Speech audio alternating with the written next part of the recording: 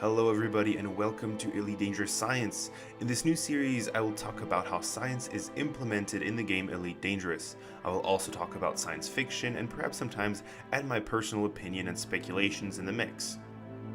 Today I'll be talking about stellar remnants, specifically white dwarfs and neutron stars, and how they've been implemented in the game. As a star reaches the end of its stellar evolution, it starts to fuse heavier and heavier elements in its core. Normally, a star would collapse under its own gravitational pull, due to its mass and the density of its core. However, something called thermal pressure prevents this. In other words, the enormous amount of energy released by the nuclear fusion reactions at its core keeps the star from collapsing.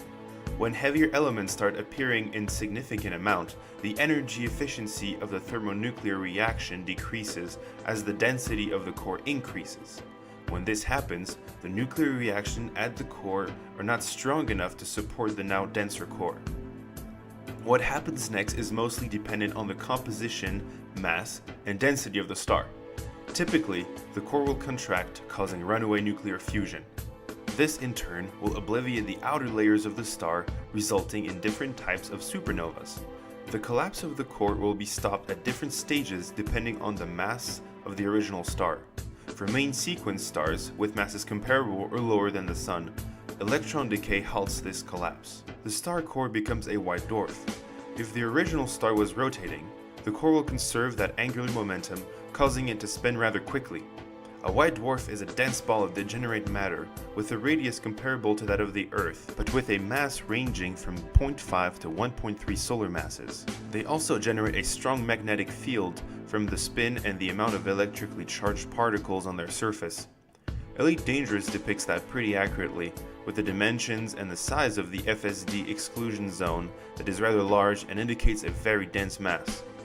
If the core has a mass ranging from 1.4 to 1.5 solar masses, the collapse of the core continues beyond the white dwarf stage, and is then stopped by neutron decay. During this process, protons and electrons fuse to form neutrons and neutrinos, resulting in a stellar body composed mostly of neutrons, hence the name neutron star. The radius of the star diminishes to about 10 kilometers, and the conservation of angular momentum causes the star to spin very quickly. It is interesting to note that the stream of particles depicted in the game at the magnetic poles of the neutron star indicate that there is in fact a magnetic field around the neutron star. Now that would not be possible if the neutron star was only composed of neutrons, wouldn't it? This means that there must be electrically charged particles on the surface of the neutron star. This is the case. The surface of a neutron star is mostly composed of degenerate nuclei and free electrons, which shall offer an incredibly strong magnetic field. The poles of this magnetic field are not necessarily aligned with the rotational poles of the star, which results in the cone-shaped plume the neutron stars have in Elite. This offset can, in certain cases, cause the magnetic pole to be on the rotational equator, resulting in a lighthouse effect. I would personally love to see those in the game. However, not much can escape the fatal pull of a neutron star, and what comes out of the star can't be much more than radio waves, or maybe very energetic subatomic particles. It is unlikely that we would be able to see the jet of particles coming out of the magnetic pole.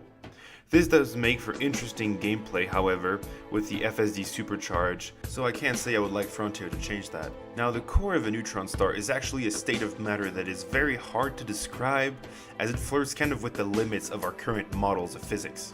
It is speculated to be a soup of subatomic particles such as quarks and gluons in a super degenerate state of matter. On a side note, I thought it would be cool to mention that the fastest spinning neutron star ever detected spins at 716 times a second, and a person standing on its equator would have a linear velocity of 0.24 c.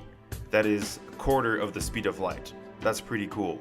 All in all, it's safe to say that Frontier did a pretty good job representing those stellar bodies. The liberties they took regarding the appearance of white dwarfs and neutron stars are justified by the compelling gameplay they add to Elite. I hope you learned something new, and be sure to correct me if ever I've made any mistakes in the comments below, and also let me know what kind of topic you would like me to address in the next episode of this series. Until then, please try not to start a war with the Thargoids. This is Commander V at your service.